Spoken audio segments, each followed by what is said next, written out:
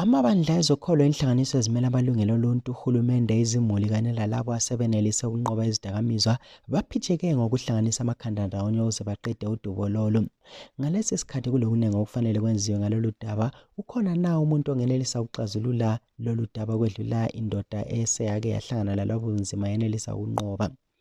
UTonderai Maphosa leminyaka yokuzalwa ngama-36 wenelisa ukunqoba izidakamizwa ngemva kokuphela elawulwa yizo okweminyaka eli-15. Wasuka ekubeni ngumfana owethembekayo lembeko owakhulela enkonzweni ye-SDA, uyise ngumkhokheli webandla njalo engu-Vice Chancellor weSolusi University, waqala ukuba yisidakwa lesikliwi. Ngithatha konke izidakamizwa, ngangithatha izidakamizwa ezingu-7. So ngathatha izidakamizwa lezi ngisesikoleni and njengomuntu okade engasebenzi ngase ngitshontsha ukuthi ngizithole izidakamizwa lezi. Ngathi sengixotshiwe esikolweni ngase ngitshontshela ubabami. Ngatshontsha sibili ngendlela ekade ingalunganga. Imuli yakhe yayimthanda kakhulu, kodwa izenzo zakhe ezazibangela izidakamizwa zazikwenza kube nzima ukuthi iqhubekele phambili imthanda. Wagila imikhuba eminingi kakhulu uyise uProfessor UMnu Maphosa waze wadina wamxotsha emzini wakhe. Into le yangiphatha kubi.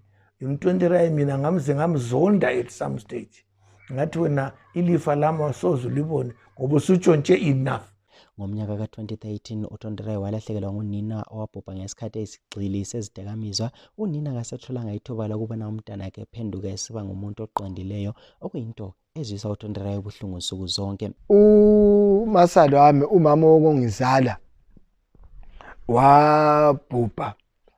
And nxa abantu bekhuluma kuyakhulunywa kusithi ukuthatha kwami izidakamizwa kwamuyenza abe le stress esamfikisa esigabeni lesona leso. uTonderai walawulwa ngokudakayo waze wafika kubanga lokulahlekelwa ingqondo.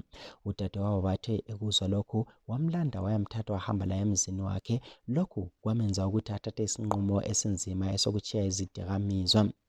Uhamba lokulwisana lezidakamizwa ayisilo hambo olulula. Umkhokheli webandla le-SDA okhokhela indaba zezidakamizwa uMnumzana Loveson Gobo ukhuluma ngendlela abazali abangavikela ngazo abantwana.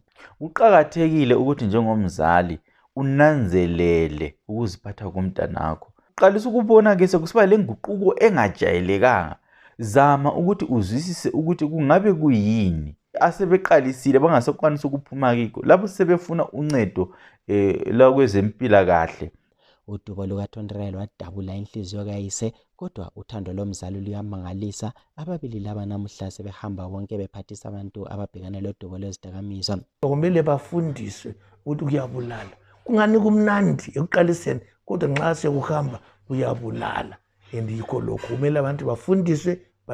Imithi iyafuneka kodwa into eqhakathekileyo yona. Mina njenganyongo yesi kwangiyangisa kodwa ngaphuma.